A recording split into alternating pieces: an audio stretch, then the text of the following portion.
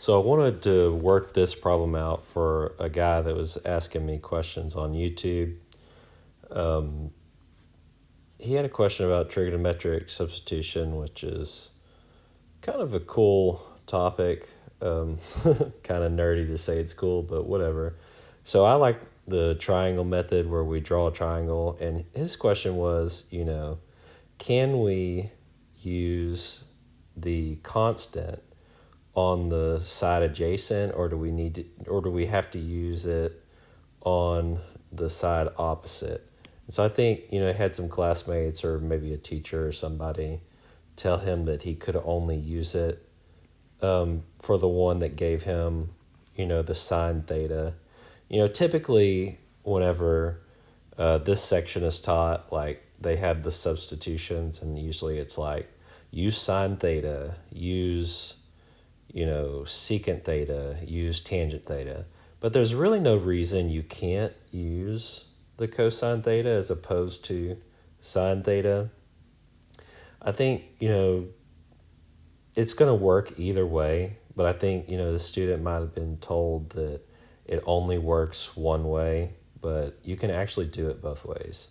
So I'm going to show you like how you do it both ways, and then maybe he'll see the error that he made in the solution he got. I think he forgot a negative somewhere, but he can look through the math that I have here and see where he dropped his negative.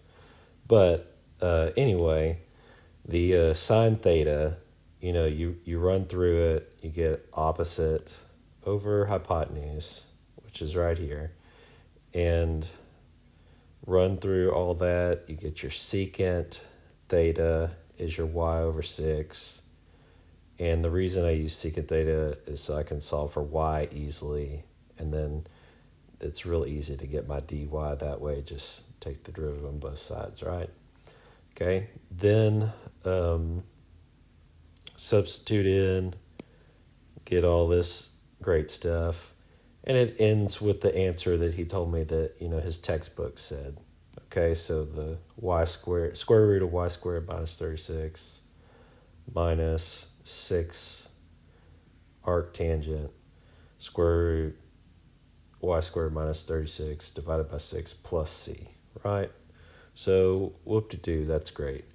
Now, say, and that's what the textbook said, that he told me, right? And so I agree with him. That's the correct answer. Now, that's with 6 here on the adjacent side, which produced a sine theta. So say we switch it around, right? So now we change it to where the 6 is on the opposite side. Look, at the end of the day, for our triangle method to work, we need Pythagorean theorem. And hopefully we got Pythagorean theorem down. A squared plus b squared equals c squared. So c right here, the hypotenuse, right? So just make sure you don't mess that up. And the way I always kind of think about it, if I have y squared minus a 36, okay, look, I want my square root. I want whatever's in there to not be negative, right? Because we're dealing with real variables, not complex. So I think, okay, this side's got to be the hypotenuse. This is going to be one of the legs. It doesn't matter which leg it is. I promise you. Like, you don't have to use 6 on the opposite side or the adjacent side. You just pick it to be one of the legs, right? And so if you change it around, now all of a sudden your substitution is cosine. Okay? So, maybe like I could see where somebody would, complain like, well, if it's a definite integral and cosine is, I don't know, decreasing on the interval arc cosine. I really don't think that would even matter, because when you take the derivative, like, you're going to get the negative and you swap the bounds. So I think it all works out anyway. So I think that's not really a concern. But, if you could prove me wrong on that, go for it. But I'm about to show you that you get the exact same answer. So anyway, cosine divided by, so adjacent divided by hypotenuse gets you this cosine theta right here, which matches what we want to substitute there. So I plug in the cosine here. And then I see, oh, okay, the easy way to get my y by itself is cosecant, right? Got a bunch of cos going on, right? That was my point on the cosine, the cosecant, the cotangent. Those cos kind of go together, right? So solve this here. We got derivative, the differential. We get here and plug it in, and this is looking very similar to the last thing.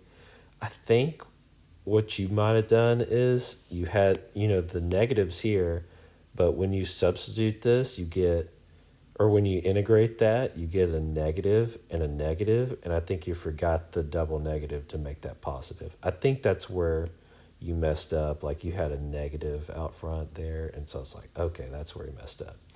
But anyway,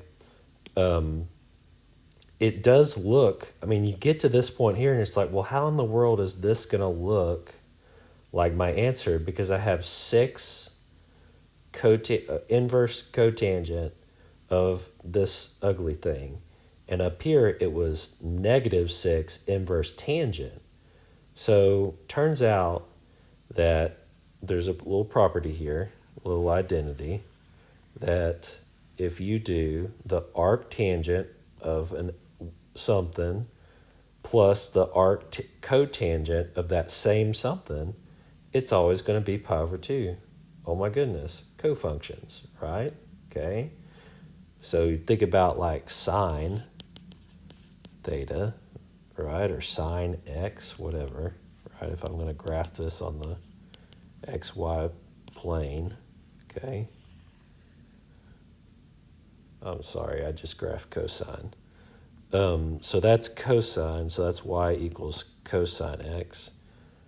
But sine literally looks exactly like cosine, if I can draw this right. Okay, so that's y equals sine x right there, right? And it's shifted by guess what? How much? Pi over 2. Okay, I know my drawing kind of stinks right here. It's like 11 o'clock at night, so I'm not really too concerned about it, but whatever. So that's the idea of cofunctions, right? Okay. All right. So anyway, this thing is equal to a constant, which is nice because I can literally substitute this inverse cotangent in here for pi over 2 minus inverse cotangent of that thing right there, and then distribute the 6, so I get 3 pi, right? And then -6, so let me put that in there, right? Okay, -6 arctangent of the stuff right there, which guess what? This is exactly the same as this answer right up here. The only thing different is I have a 3 pi plus c, but that's a new constant, so call that c again, or c star, I don't care, but it's still a constant. So I hope this helps explain like that. You can use it either way.